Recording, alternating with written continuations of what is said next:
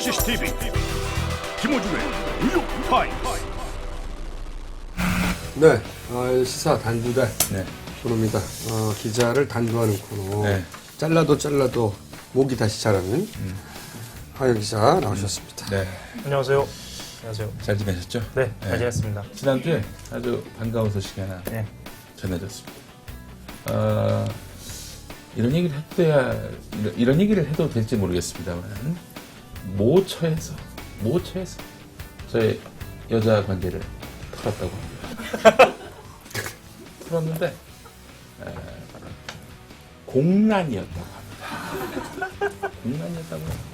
그래서 이 깊은 소식을 아내한테 막 문자로 했더니 아내가 그러게 내 남편이지 이런 멘트. 삭제.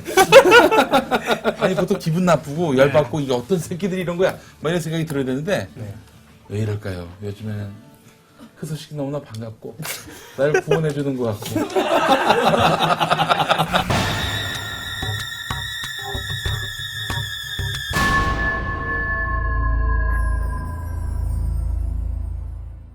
예. 자, 오늘 저희가 손님을 모셨는데, 네.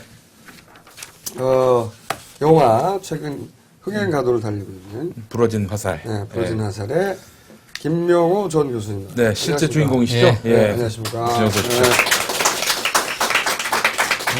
이거 흥행한다는 얘기는 들었는데, 네. 요새 저희는 하도 바빠가지고 영화를 못 봐요, 영화를. 제가 시사회 때 초청을 받았습니다. 봤어? 네, 초대를 받았고 그래서 아주 너무 좋은 영화다라고 극찬을 했습니다. 15일자로 300만이 넘어섰습니다. 어이구야. 이런 영화가 네. 300만까지 하기가 쉽지 않은데. 사실은 거기서 스펙타클한 장면은 석공 그 장면밖에 없거든요.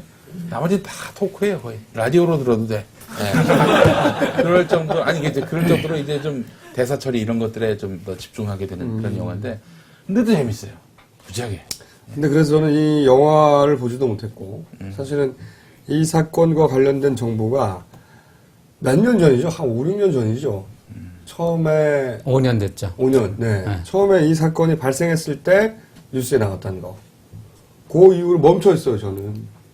너는 영화를 봤으니까, 그리고 하 기자님도 네. 뉴스가 업데이트 돼 있죠. 예, 뭐 저도 저는 모르거든요. 잘 모르니까, 네. 전혀 이 영화도 못 봤고, 사건도 과거에 석궁 사건이 있긴 있었어. 그 정도 기억만 가지는 사람을 기준으로 한번 얘기를 해보는 게 어떨까 싶은데. 네. 재임용 탈락 문제 때문에 이제 촉발된 그렇죠. 그 분쟁, 법적 분쟁에서, 그 법적 판결에 대해서, 본인으로서는 수긍할 수 없어서, 제가 네. 밖에 알고 있는지 한번 봐주세요. 수긍할 수 없어서, 여러 가지 수단을 통해서 항의를 하다가, 결국 석궁을 들고, 박 판사를 찾아가가지고, 실갱해야 하는 과정에 화살이 발사됐는데, 박 판사는 그것을 의도적으로 겨냥하여 발사하였다는 것이고, 교수님의 주장은 그게 아니라, 상해를 의도했다기보다는 뭐 위협의 의도 정도밖에 없었는데, 다투는 과정에서 이게 발사됐다. 네. 요거죠. 요약하면. 예. 다투는. 잘 알고 계시네요. 여기까지는 알고 있어요. 여기까지는 알고 있는데, 그러면, 제가 영화를 못 봐서 그러는데, 이 영화가 만들어졌다는 것은, 그 재판 과정에 문제가 있다고 생각했다는 거잖아요? 감독이던. 그렇죠. 네. 여기서 제기하고 있는 문제의 핵심이 뭔가요? 이명박 정부 3년여를 거치면서 국민들은 솔직히 지칠 대로 지쳤다. 그래서 지금보다 조금만 나아져도 살만하겠다는 심경이 적잖이 퍼져 있다. 그런 작은 바람으로는 또 한 번 낭패하기 십상이다. 백낙천 교수가 쓴 2013년 체제 만들기. 지금 말해도 돼요, 이제? 네. 제가 하지 말라 할 때 하지 마세요. 알겠어요. 그래, 끊어주세요. 그러니까. 나오면은. 사실 제가 여기에 나오게 된 건, 사실 낙검수를 많이 가고 싶었어요. 거기 욕을 많이 자유자재로 할 수 있다고 해가지고. 그것은 본인이 출연하고 싶다고 볼 수 있는 것이 아닙니다. 글쎄요, 그래가지고. 근데 뭐 여기 나올 때는 조금, 욕이 삐처리 된다고 해가지고 좀 섭섭한데, 저기 뒤에 앉아있는 이 책, 새로 나온 이 책에 그 영업 담당하시는 사장님이 그냥 여기 나오라고 제가 며칠 전에 놀러 갔어 그 친구들 만나러 책을 지방에 내셨군요. 갔었거든요. 예. 판사 니들이 뭔데? 네. 그런데 막 나오라고 막 광고해야 된다고 해가지고 끌려 나왔습니다. 아, 책을 내셔서 네. 출판사 사장님에 의해서 섭외했는데. 이게 뭐 그렇구나. 출판사 명을 한번 보십시오. 출판사 명. 출판사가 석궁 김명호네요? 네. 이 책을 내기 위해서 아예 출판사 등록을 한 거예요? 그렇죠. 그렇죠. 오. 그러니까 일단 걸렸다면 끝까지 가시는 분이군요. 아니 일단은 임자 만났네. 그동안 제가 뭐 소송왕이라는데 이런 얘기가 있는데 그건 다 헛소리고 뭐냐면은 얘네들의 정체를 까발리기 위해서 걔네들한테 이제 뭔가 이렇게 주고받는 게 있어야 되지 않겠습니까? 그래서 그 헌법소원도 하고 그래서 그들의 그야말로 공식화가 돼 있어요. 국민의 탄압하고 억압하고 어떤 식으로 테러를 가하는 저는 재판 테러라고 얘기 붙이는데 그래서 이제 그거를 거의 제가 그동안 겪었던 거, 한 5, 6년인가요? 그걸 겪었던 거 갖다 정리를 했습니다. 걔네들의 공식이 다 있어요. 이게 사실 그냥 소설이 아니고요.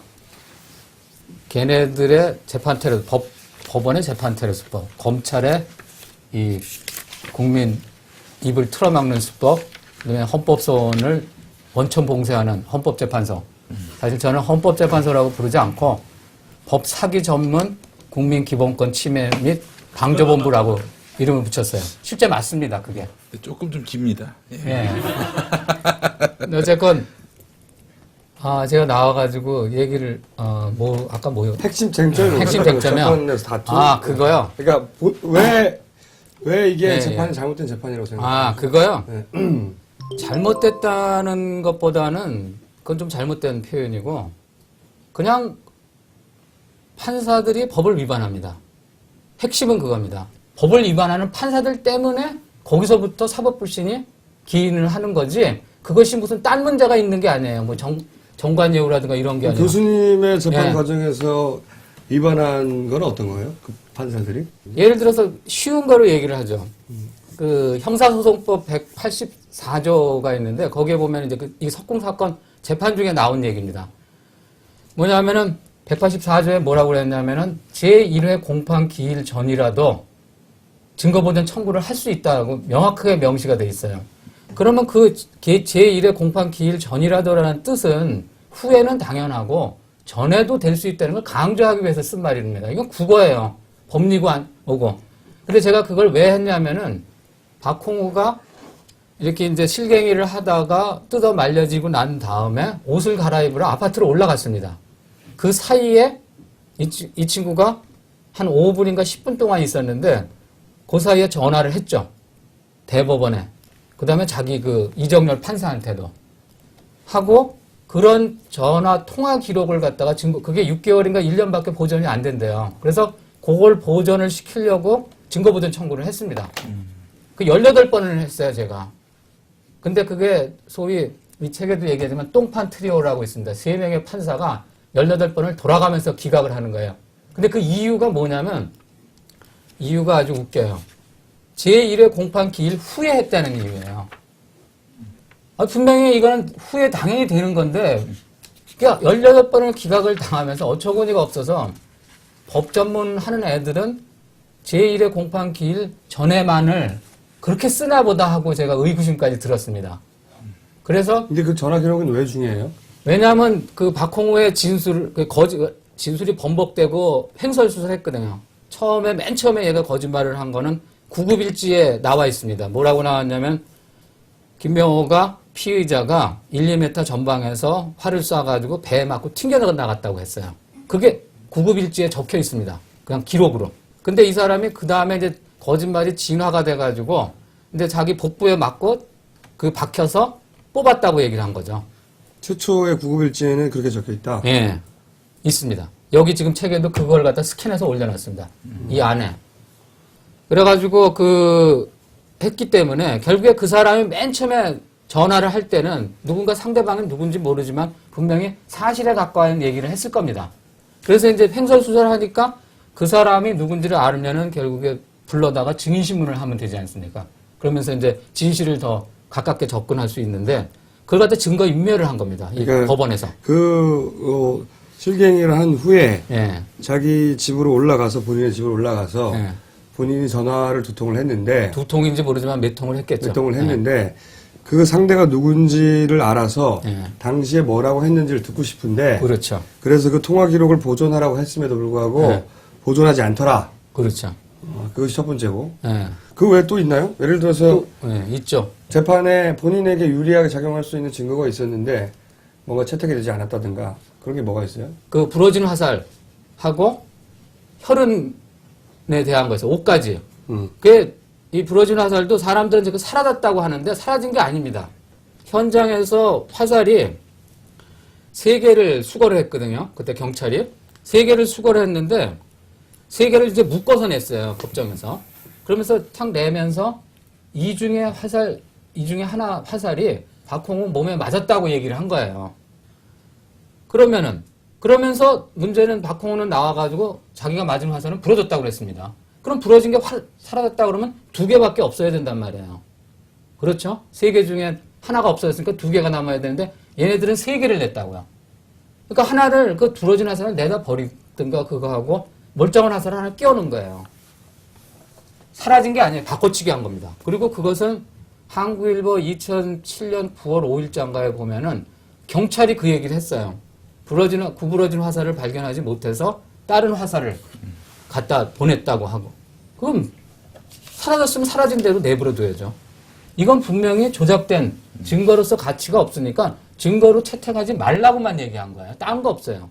그 영화에서는 그런 식으로 안 나왔지만 실제로 법정에서는 이거는 분명히 박홍우가 그 사라진 그 부러진 화살이 있었다고 하는데 없는 거고 그러니까 없는 거니까 이건 증거로서 가치가 없으니까 증거로서 배제해달라는 거였어요. 근데 법정에서 끝까지 그게 증거로 채택됐나요? 그러면 계속 미루고 그러길래 왜 미루냐고 이 제기를 많이 했죠. 그랬더니 거긴 무조건 기각. 거기 이제 영화에서 2심밖에 얘기가 안 나왔지만 1심에서 더 심했죠. 그러니까 증거 능력이 없는 예. 증거물이 제출됐는데 논리적으로 말이 안 되는데 재판부에서 그걸 증거로 채택했다. 그렇죠. 증거에서 몇 번 그 이의 제기를 하셨습니다. 계속했죠. 그 끝날 때까지 뭐 증거로 1심에서도 계속 그걸 했고 계속 기각당하고 2심에서도 또 계속 기회 있을 때마다 얘기를 하고 계속 기각당하고 네. 그 5까지도 마찬가지입니다. 5까지도 그 와이사스의 중간에 여기 팔꿈치에는 그 혈흔이 있잖아요. 네. 여기 이렇게 다 보입니까? 이쪽에 이게 팔꿈치 오른쪽 팔꿈치에 있는 거는 혈흔이 있고 근데 여기에가 그 화살구멍이 있는 데예요. 여기는 혈흔이 없는 거예요. 그러니까 그 소위 빨았다 어쩌고 건 다 거짓말이에요. 그건 왜 거짓말이죠? 알았다는 건? 빨았다고 하면은 이 혈흔은 왜 남아있냐 이거죠. 문제는 뭐냐면 조작을 하다가 여기다 묻히는 걸 잊어버린 거죠. 피를. 그건 좀 말이 안 되는 것 같은데. 조작을 할 때 화살에 구멍이 난 위치를 혈흔을 안 바른다는 게 아니 글쎄 그러니까 그렇게 정신이 없어요. 실제로 말이죠. 제가 얘기를 하죠. 제가 그 성동구치소에서 들은 얘기가 조폭을 하나 만났어요. 한 사람을. 이 사람이 이제 거기 어느 그 수산시장에서 생선 가게를 하는 사람인데 옆집 가게 사람하고 시비가 붙어가지고 그 집 들어가가지고 그 집에 있는 칼 가지고 그 사람이 허벅지를 찔렀대요. 그래서 몇 발을 꼬면 전체 10주에 그걸 갖다가 했는데 그리고 이제 칼을 갖다 보다 내팽겨치고 나갔다는 거예요. 그 잡혀가지고 그랬는데 나중에 보니까 그 경찰이 그 칼을 못 찾았어요. 못 찾았으면 못 찾은 대로 하는 게 아니라 딴 칼을 갖다가 넣어놓은 거예요. 그 사람이 결국에 그거 가지고 1년 6개월의 형을 받았어요. 그리고 제가 그 항소할 때 제가 또 그 항소장을 갖다가 제가 초를 좀 잡아줬습니다. 그러면서 이제 그 얘기를 좀 들었는데 보니까 그게 영화에 등장하는 그런 건 똑같은 건 아닌데 하여튼 그런 제가 이제 그 실제로 수용자들 많이 그런 걸 도와줬습니다. 그러니까 거기 있는 거 거의 맥락상 100% 사실입니다. 실제 그 담배니 이런 것들을 받은 맥락상. 네, 다 그거예요. 그래서 그때 그 사람 그걸 하면은 왜 그 사람이 안 따졌느냐 따지면요 그걸 갖다 이거 증거 아니다 해가지고 배제해버리면 사실상 어떻게 보면 무죄로도 나올 수 있어요. 그게 법치국가입니다. 소위 괘씸죄라는 말 자체가 공공연하게 떠돌아다니는 것 자체가 법치국가가 아니라는 겁니다. 법관치국가. 맞습니다. 그게 오히려 좀 맞습니다.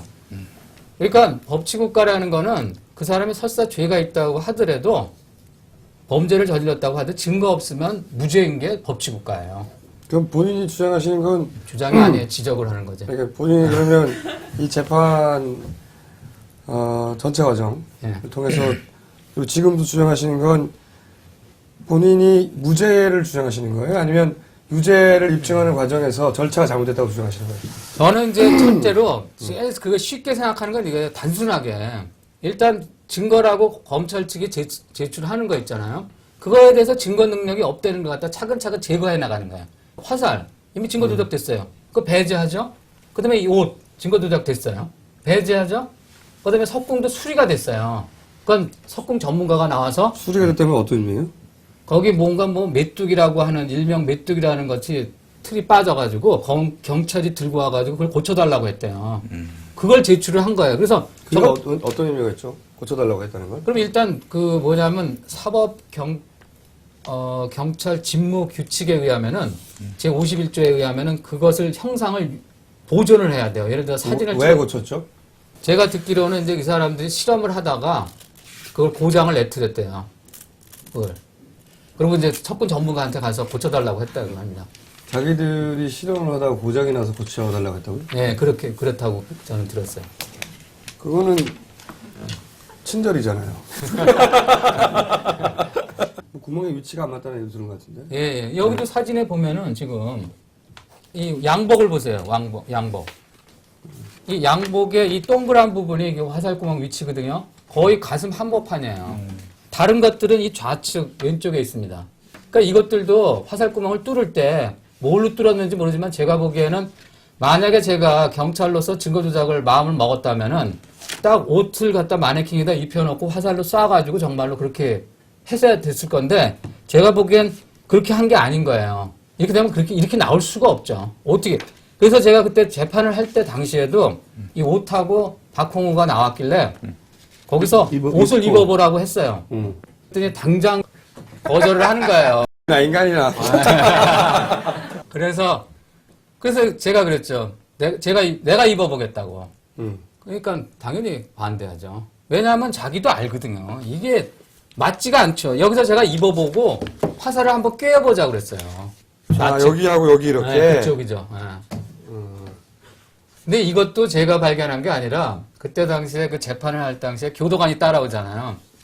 교도관이 이제 갈 때 호송돼서 이제 구치소로 다시 돌아가는데 교도관이 그러더라고요. 자기가 보기에 저거 이 위치가 다르다. 그 얘기를 하더라고요. 그 사람도 옆에서 이제 그 재판 구경하던 교도관이. 그러니까 그러면 우선 궁금한 게 이거예요. 네. 교수님은 그러면 이 사건으로 본인이 어떤 판결을 받아야 된다고 주장하시는 거예요? 그러니까 당연히 무죄죠. 법치국가라면 당연히 무죄. 화살이 일단 제거가 되죠. 그 다음에 이 옷까지가 제거가 돼버려요. 그러면 증거가 없는 거예요. 소위 뭐를 증명을 해야 되냐면 검찰이 증명을 해야 되는 게 뭐냐면 박홍우의 상처가 상해죄로 기소를 했으니까 박홍우의 상처가 석궁에 의한 화살에 의한 상해라는 걸 입증을 해야 돼요. 그걸 입증을 못하면은 무죄인 거예요. 살인 미수 이런 걸로 맨 처음에 살인 미수를 했어요. 예. 살인 미수를 했다가 뭔가 왜 그걸 또 바꿨냐면은 그걸로는 좀 그 형벌이 좀 약할 거라고 판단해서인가요? 아니죠. 살인 살인 미수가 미수가 훨씬 더 더 세죠. 세지. 센데 그거에 또 내막이 있습니다. 당신들은 알았어? 살인 미수가 이건 좀 조금 복잡한데 제가 그 책을 이제 살인 미수에서 이제 폭력 행위 등에 대한 처벌에 관한 법률에 이제 상해죄로 낮춘 거예요. 그러니까 우리 집에서는 되게 좋아하고 주변 사람들은 좋아했는데 죄명이 달라지면요 이 재판받는 법원이 달라져요. 왜냐하면 살인 미수는 이게 중형이기 때문에 어떻게 되냐면 합의부터 판사 3명부터 출발을 해요.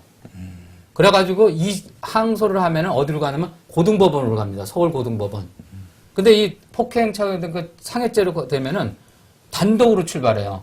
그 동부지법에서 계속 하는 거예요. 그러니까 후미진 데서 하는 거죠. 근데 서울 고등법원으로 가버리면요 문제는 거기에 항상 상주하는 기자가 한 20명은 항상 있어요. 그러니까 지나가다가 들른다고요. 그러니까 그런 위험을 줄인 거죠. 그래서 실제로 제가 4년을 받았잖아요. 제가 의정부교도소에 딱 가서 보니까 수용자 중에 살인미수로 들어온 조폭이 있었어요. 그 사람 4년 받았어요. 그리고 저같이 이런 폭력 행위에 대한 처벌에 관한 법률로 상해죄로 4년 받은 사람 없습니다. 1년 기껏해야 그러고 초범인 경우 처음 그거는 집행유예로 나와요. 그게 제가 이 안에 실제로 딴 사람 공소장 그것까지 다 읽히거든요. 이게 사실상 읽기는 쉽지는 않은데 좀 나름대로 거기에 역사적인 사실도 소장 가치가 있습니다. 그 보기 드문 것들이 있습니다. 이 안에. 이상한 종류의 까닭이 그러니까 주장하신 바는 그 법전대로 주장하는 게 아니라니까요. 법전대로 하자면 합리적 의심이 없을 정도의 증명이 이르지 못했다 이 재판이. 당연하죠. 그러니까 더 이상 의심의 여지 없이 명백하게 증거로서 이 사람의 범죄가 입증되지 못했다는 거잖아요. 그렇죠. 그 교수님의 주장은. 그러면 DNA가 나왔다는 얘기는 뭐예요, 근데? 나왔어요. 나왔는데 걔네들이 왜 혈흔 검증 기각을 했냐면 잠깐만요. 저기 누구야? 그것도 제가 이 사건을 정확하게 몰랐는데 그러면 이 그러니까 와이셔츠에는 왜 혈흔이 없냐는 문제 제기가 하나 있었고 그러면 그 피가 박 판사의 피인 것이 입증되지 않았나요? 안 됐죠. 그것에 이제 영화에서도 영화를 이제, 봐야 돼. 예, 영화에서도 그 계속 따진 게 끊임없이 그 박홍우의 피인지 아닌지를 확인해달라는 그런 요구가 있었지만 근데 왜 그걸 간단한 걸 안 들어뒀지? 글쎄 말이야. 그게 바로 네. 박홍우 피로 저도 처음에는 제가 이걸 뭘 찾으려고 했냐면 유전자 분석 감정서를 갖다 이렇게 국과수에서 이제 경찰서에서 의뢰를 하니까 보내왔어요. 여길 보면은 이 박홍우 5가지에 대해서 뭐라고 감정을 해놨냐면 동일한 남성의 유전자형이 검출된다고 했어요. 아, 그러니까 옷에 묻었던 여러 가지 피가 한 사람의 것인 건 맞다. 그렇죠. 예, 예. 근데 그러면 그 피가 박 판사의 피인 것만 확인하면 되잖아요. 그렇죠. 저도 맨 처음에는 이걸 보고 아무 생각이 없이 근데 봤을 때 당연히 박홍우 거라고 생각을 했죠. 네. 근데 이제 그 다음에 이제 제 거를 보면은 이제 무스탕에서 경찰서에서 이제 조사를 기다리면서 이렇게 보니까 지루해가지고 뜩 보니까 무스탕에 이렇게 뭐가 시커멓게 묻어가지고 이렇게 손으로 무질르고 있었어요. 그랬더니 경찰이 잠깐 그러더니 그거 이렇게 채취하고 저한테서 피를 딸락 해가지고 뽑아갔습니다. 그런데 그거에 대한 검사 결과가 나오는데 그게 제 피인 거예요. 제 피였다는 건 어떻게 표현이 됐냐면 그 혈흔이 발견되면 유전자형 분석 결과 관련 남성의 유전자형이 검출돼. 관련 남성이라는 게 있어요. 그게 제 피라는 얘기예요. 근데 이거는 꼭 그렇게 볼 수는 없죠. 관련 남성. 그리고 맞아요. 이게 여기 뒤에 내가 그걸 안 붙였는데 유전자형 X 이렇게 그 기호라는 게 있습니다. 유전 공학에서 쓰는. 그래서 거기 나와 있어요. 그래서 제 피에 대해서 나왔는데 그럼 본인 피라는 얘기예요, 이게? 네, 그 무스탕에 있는 건 제 피였어요. 아니, 저 피는 그럼. 어떤 거요? 저 이 피는 그거 와이셔츠. 모르는 거죠. 아니, 생각을 해보세요. 피해자라고 주장하는 사람의 옷을 보냈을 때는 그거 보내는 목적이 뭡니까? 그 일치 여부를 하는 거 아니에요? 그거 이외에 동일한 남성의 피라는 걸 알려고 보내는 건 절대 아니거든요. 그건 맞네요. 네? 목적이 뭐예요, 목적이? 근데 이 사람들이 박홍우 피도 안 보낸 거예요. 안 받아들일 때는 뭐라고 안 받아들인 거예요? 한마디로 그 피를 어떻게 구하느냐. 구하는 방법이 적절치 않다. 가서 동의를 얻어라. 걔가 해주겠습니까? 제가 이제 이 석궁재판, 여기 뭐죠? 대법원까지 확정 판결이 났잖아요? 감옥 갔습니다. 의정부 교도소에 서울구치소에 있어서 의정부 교도소로 이제 옮겼는데, 거기서 뭐를 했냐면 손해배상 민사소송을 했습니다. 뭐를 했냐면 나는 손해를 입었다. 이 증거조작에 의해서. 그래서 그 민사소송을 하면서 이 혈흔검증만 하자고 요청을 했어요. 거기서 이제 판사들이 누구냐면 지영철, 노정희, 박상길, 그 다음에 관계되는 판사들이 민중기, 최상철인가? 그 사람들이 다 기각했어요. 민사소송법 제290조에 의하면 유일한 증거 신청은 무조건 받아들이기로 돼 있어요. 그 법이 기가 막히게 돼 있어요. 그게 판사의 재량이 아니에요. 예를 들어 증거 신청이 2개가 있다. 그러면은 하나 정도 기각하고 하나는 받아들이고 이럴 수가 있기 때문에 제가 딱 하나밖에 안 했어요. 근데 안 해요. 얘네들은. 심지어 어느 정도까지 나오냐면 제가 이 책에다 언급을 한 게 뭐냐면 얘네들이 판례 위조까지 합니다. 첫 번째로 말씀하신 건 전화 기록이 그러니까 사건 직후의 전화 기록을 증거로 보존 시켰는데 기각당했고 네. 그다음에 부러지지 않은 화살, 멀쩡한 화살. 멀쩡한 화살은 그 서로 그게 발사됐다 한들 그 화살이 아닌데 증거에서 빼달라고 했는데 묵살돼서 그 화살이 증거로 채택됐고 예.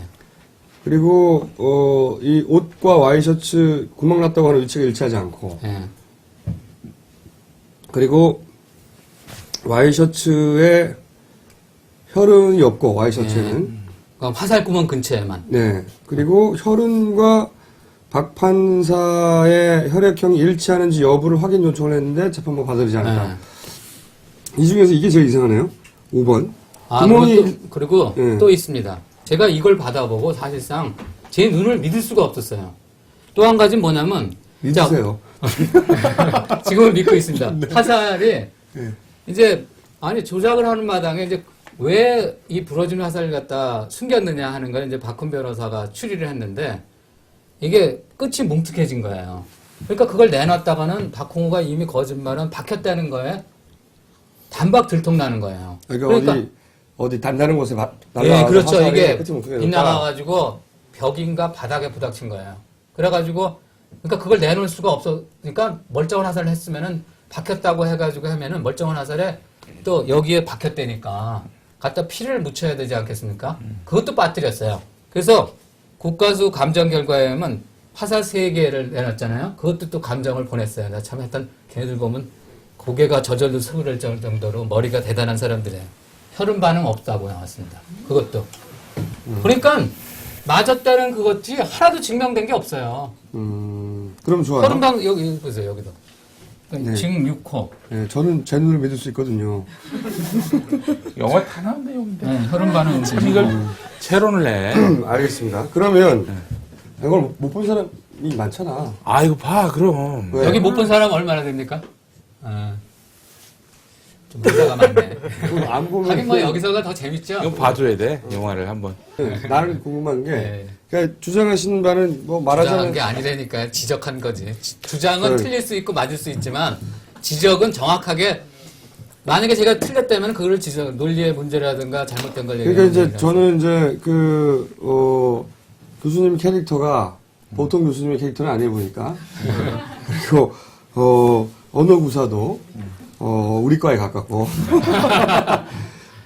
그리고 이제 그 오랜 시간 동안 당해왔다고 생각하기 때문에 사실 저쪽이 굉장히 나쁜 놈들이라고 설정돼 있는 상태고 그 이제 주장하시는 바는 이건 거잖아요. 그러니까 사법부가 자신들의 이너서클 그러니까 자신들의 한 무리인 판사가 당한 사건이기 때문에 객관적으로 합당한 반론의 기회나 그런 반증을 채택해주지 않았다 의도적으로. 그래서 공정한 재판을 기회를 내가 박탈당했다 이거지 않습니까? 그래서 만약 공정하게 재판이 됐다면 표현이 좀 하여튼 계속 해보세요. 그러니까 지들끼리 지들한테 위해를 가했기 때문에 여기서 지들이라는 판사죠. 지들을 위해를 가했기 때문에 그 교수님한테 유리한 혹은 저쪽에 불리한 것들은 기각되거나 제외되거나 해서 공정한 재판을 받지 못했다. 그 말씀이신 거죠? 공정하다는 표현이 조금 약합니다. 제가 얘기하는 거는 법을 정면으로 한 위법 범죄를 저지른 겁니다. 그러면 석궁을 들고 가서 네.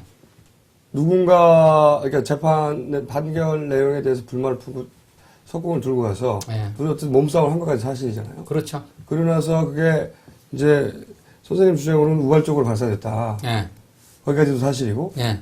그리고 그 화살을 직접 맞았는지 안 맞았는지 모르겠지만 그 과정에서 뭐 이렇게 뭐 팔꿈치가 까진다든지 까든지 안 까진지 모르겠지만 하여튼 전치 3주 정도에 가 있고 그러면 단순 폭행으로도 사실은 무죄는 안 나오지 않습니까? 아, 그건 아니에요. 제가 아까 말씀드린 대로 법치국가라는 거를 라고 가정을 한다면 무죄예요. 설사 그 폭행죄가 있다고 하더라도 왜냐하면 법치국가라는 뭐냐면 기소 이유라든 게 정확해야 돼요. 예? 기소 이유를 엉뚱한 거를 해가지고 이 사람이 괘씸하다고 해가지고 할 수 없습니다. 함부로 못 바꿔요. 그러니까 얘네들은 일단 뭐라고 주장을 했냐면 석궁에 의해서 상해를 입은 죄로서 처벌을 하려고 한 거였어요. 그러면 그것을 입증을 못하면 이거 무죄입니다. 거기에서 저항하지 못하는 것은 비겁한 거죠. 상당히. 그러니까 그걸 우선 가지고 저한테 석궁하고 시비 거는 사람들 보면 모가지를 비틀고 싶습니다, 사실상. 분노를 해. 아니, 제가 여기다 쟤를 쓴, 한번 비틀어 주세요. 제가 목이 참 비틀기 힘들거든요. 제가 여기다가 쓴 게 뭐냐면, 불의를 보고도 행동하지 못하는 주제에, 나서지 못하는 주제에, 남의 분노의 행동까지 그걸 갖다가 비하를 시키는 거는 하지 말았으면 좋겠어요. 저는 무려 그 1년 6개월에 걸쳐서 그 법원에 한테 무수히 그 정신적으로 고통받고 1년 6개월에 걸쳐서 시위를 했습니다. 1인 시위를. 거기서. 시위하고 할 수 있는 모든 방법을 다 동원을 했어요. 진정선이, 검찰의 고발, 청와대, 국가기관에 모든 걸 다 했습니다. 그런데도 아무것도 방법이 없어서요. 그럼 제가 거꾸로 물어봐서 저 같은 일을 당했을 때 어떻게 하겠느냐 이거예요. 여러분들은. 사실은 석궁에 의한 상해라고 하는 이 재판은 무죄가 나와야 되는 게 맞는 것 같아요. 저도. 듣는 것만으로는. 근데 그렇다고 해서 교수님이 내가 열받아서 걔를 가서 한 대 쭉 팬 것을 석궁 들고 가서 한 대 패신지 두 대 패신지 모르겠지만 그건 정당하다. 이렇게 하면은 사람들이 이쪽을 변호하다가도 이쪽은 아닌 것 같은데? 이렇게 돼가지고. 글쎄요. 제가 그것도 이제 많이 생각을 하고 거기에 대해서 이제 저한테 이제 조언을 하는 사람들이 많이 있습니다만 자신에 대한 권리를 찾는 거. 전에 그 정봉주 씨 그것 때문에 대법원에 가가지고 이상훈 대법관 뭐 현명한 줄 알고 그랬다는 얘기 얼핏 지나가다가 제가 뉴스를 잘 안 보는 사람인데 어떻게 하다 보니까 그걸 봤습니다. 제가 좀 그때 화가 나더라고요. 왜냐면요. 이미 재판권의 주인은 누굽니까? 국민이죠? 재판권의 주인은 국민입니다. 국민이 이미 정봉주 씨를 무죄로 했어요. 그럼 판사한테는 명령을 내리는 것밖에 없어요. 너는 선고만 내려라, 무죄. 그건 비약이 너무 심한데. 아, 비약이 아니에요. 정확하게 나는 법대로만 얘기하는 겁니다. 판검사한테 그렇게 굽신굽신대냐 이거예요. 프랑스의 계몽주의자의 몽테스키에가 법관이었거든요. 법의 정신에서 그 사람이 얘기하는 판사는 법의 입에 불과한 국민의 머슴이라고 그랬습니다. 우리가 월급을 줍니다. 세금으로. 근데 왜 걔네들한테 잘못된 거에서 배우고 그 사람한테 법에 대해서 조언을 얻을지언정 우리가 정당하게 했으면은 그건 당연히 요구를 해야 돼요. 국민은 명령을 내리는 거지 걔네들한테 구걸을 하는 게 아니에요. 주인을 무서워해야 될 거 아니에요. 상전을. 그러니까 이게 두 가지가 섞여 있는 것 같아. 교수님의 주장은 주장 아니라니까요. 지금 법에 있는 대로 얘기하는 거예요. 지금 저는. 있는 주장은 법을 본인의 방식으로 해석하신 건데. 아니, 해석 아니에요. 아니, 지금 제가 말하는 게 해석한 겁니까? 네. 글자 그대로. 아니, 헌법 제1조 2항 모든 권력은 국민으로부터 나온다. 재판권, 기소권 모든 게 다 국민에서부터 나오는 겁니다. 단지 위임을 시킨 거예요. 걔네들한테. 그럼 모든 재판을 여론조사를 합니까? 당연히 그렇게 해야 돼요. 원래가. 사실상. 그게 효율적이지 못하기 때문에 사람들이 제가 며칠 전에도 그 MBN에 가서 생방송으로 한다길래 나가서 얘기를 한 게 여론 정서로 구한다. 그게 맞습니다. 여론 재판이 맞는 거예요. 만약에 국민들이 잘못 생각하고 있다. 그러면은 판사들이 조금 더 배웠으니까 그걸 설득을 해야죠. 그거지. 알겠습니다. 그건 여론 재판이 주장이에요. 맞는 거 주장 아니라니까요. 그건 주장이에요. 아니 헌법 제1조 2항이라니까 다른 소리 필요 없습니다. 좋아요. 그러면 여론 어쨌든 재판으로 하는 게 맞는 겁니다. 맞다고 하는 건 주장이신데 저는 주장 아니라니까요. 주장이세요. 헌법 제1조 2항. 나는 헌법 제1조 2항에 의거해서 얘기를 하는 겁니다. 그거는 저는 그 교수님의 주장에 동의를 하든 안 하든 교수님의 캐릭터가 어떻든 그럼 뭐 교수님의 주장이 얼마나 과격하든 그거하고 상관없이 과격하지 않아요. 저는 있는 대로 얘기를 하는 거예요. 과격해요. 과격한데 근데 그러니까 교수님의 뭐 세계관이나 주장하고 무관하게 법정에서는 네. 그 죄가 합리적으로 입증돼야 되는 건 맞거든요. 근데 합리적으로 입증됐다고 그것도 하기에는 네. 부족한 점이 분명히 있긴 하네요. 그거는. 있는 정도가 아니라 무슨 말인지 이것 말고도 많아요. 그냥 그런 걸 얘기를 안 하는 건. 그러니까 이게 두 가지가 섞이는 것 같아. 어려워요. 이 사안을 바라보는 데 있어서 교수님의 이 주장이 아니시라고 하는 제가 보기엔 주장의 어떤 그 과격성하고 그리고 과격성. 그 과격하게 느껴지거든요. 그리고 혹은 논리에 비하고 느껴지는 사람도 있어요. 그리고 이 재판이 실제로 가졌던 문제 이게 서로 막 섞여서 상쇄 효과를 일으켜 간섭 효과를 일으켜서 어떤 사람은 이 주장이나 그 교수님의 캐릭터가 마음에 안 들면 이것도 법원의 편을 들고 싶어져. 사람의 마음이라는 게. 그런 거 있거든요. 별개로 다뤄줘야 되는 사례 같아요. 교수님, 근데 제가 네. 궁금한 게 하나 있는데요. 네. 이렇게 판사들하고 이렇게 좀 감정적으로 이렇게 막 부딪히게 된 그런 계기는 언제부터 감정적으로 시작됐나요? 안 부닥쳤어요. 이 사람들이 꼭 이상하게 쪽으로 몰으려고 하는데. 예. 저는 감정적으로 한 거 아닙니다. 분노는 일어나요. 네. 물론 특별히 저는 법원 전체에 대해서 그걸 갖다 이제 알게 된 거예요. 다 그래.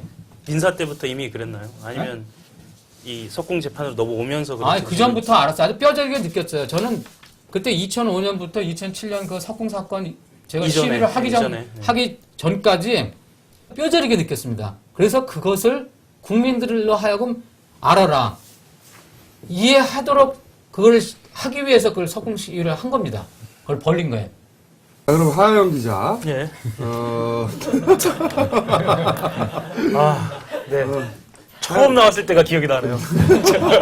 처음 나왔을 때. 그러니까 이 땀 사건에 막 대한 흘리고. 제 입장은 교수님의 이 독특한 캐릭터, 파격적인 캐릭터, 혹은 뭐 주장의 주장 아니라니까. 네, 주장이 아니라고 주장하시는 그 주장이 아니라고 주장하시는 그 주장의 어떤 과격함이나 제 입장에서 논리적 비약과 무관하게 이 재판이 문제가 있는 건 맞네요.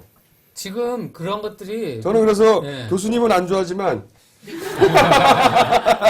이 재판에 문제가 있다는 주장에는 동의해 갑니다. 네. 주장이 아니라니까 지적이에요. 저기 뭐냐, 저기 있죠. 저는 제가 이제 겪어본 앞으로도 좋아할 것 같진 않아요. 저는 남성 취향은 아닙니다.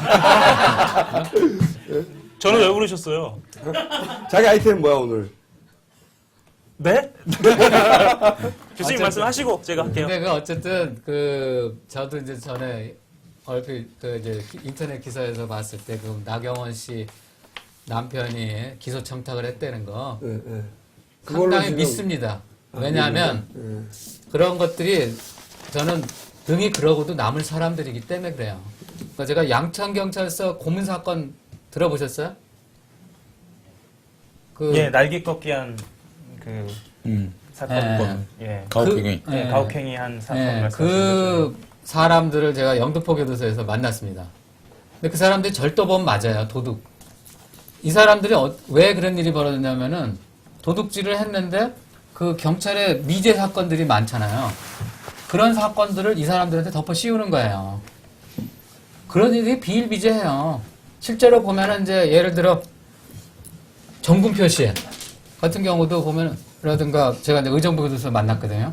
그럼 이제 이 사람 얘기하는 게 교수님 자기도 억울하다 이거예요. 자기는 신문지상에 나오기로는 뭐 1억 몇천에 해가지고 자기가 뇌물로 이렇게 잡혀 들어갔는데 국세청장 정문표요? 네. 그렇죠. 그랬더니 실제로 증명된 건 2천만 원밖에 없다 이거예요.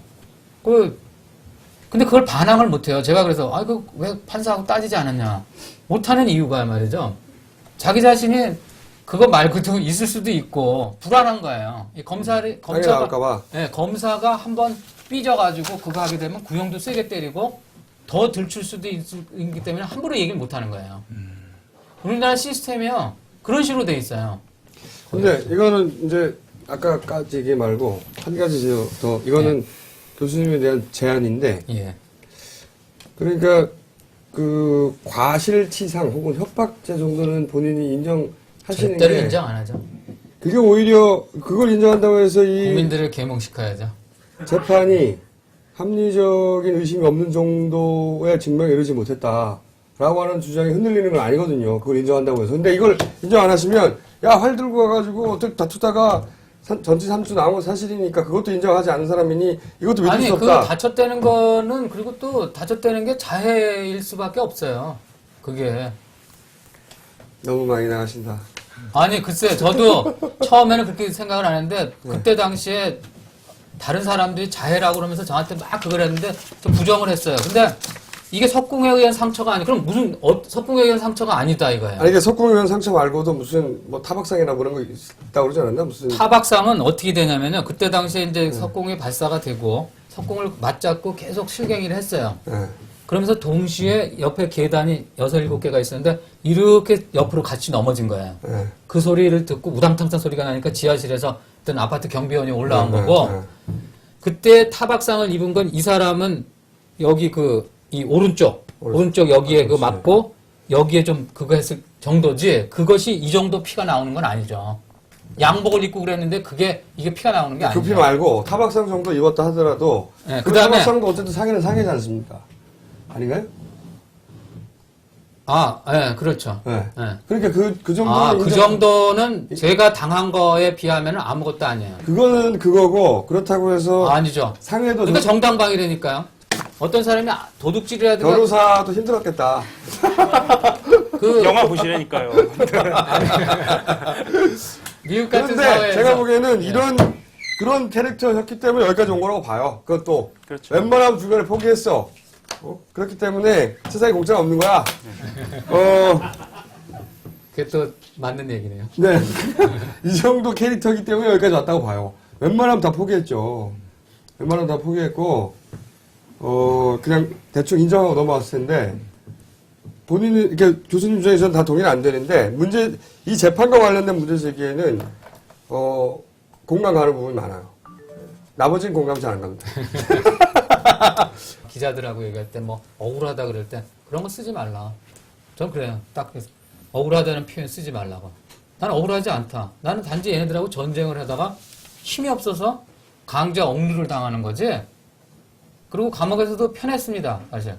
잘 지냈습니다. 만기 채우고 나오셨나요? 그렇죠. 4년 10일. 4년 만개? 4년 10일. 분하실만은 하네요. 아니, 분하다는 거는 분노죠, 분노. 그래요. 알겠습니다. 이 정도면은 사건의 어떤 입체적인 모습이 선생님의 캐릭터 또 사건이 재판 과정이 문제가 있었던 지점. 근데 또 박 판사가 나와야 되는데. 박 판사가 나올 리가 없잖아. 우리나라 판사들이요, 4대 덕목이 있습니다. 우리나라 판사를 하려면 네 가지가 있어요. 첫째로는 멍청할 정도로의 자신감. 두 번째는 상습적인 거짓말쟁이. 세 번째는 비선이고. 언제 헌장이 만들어졌나요, 이게? 여기 책에다가 제가 정했던. 네 번째는 뭐냐면, 대법원에 대한 맹종입니다. 법은 안 지켜요. 그렇지만 대법원에 대해서는 절대적으로 복종을 합니다. 서기호 판사는 그럼 어떻게 평가. 다르게 좀 봐야 될까요? 그 사람은?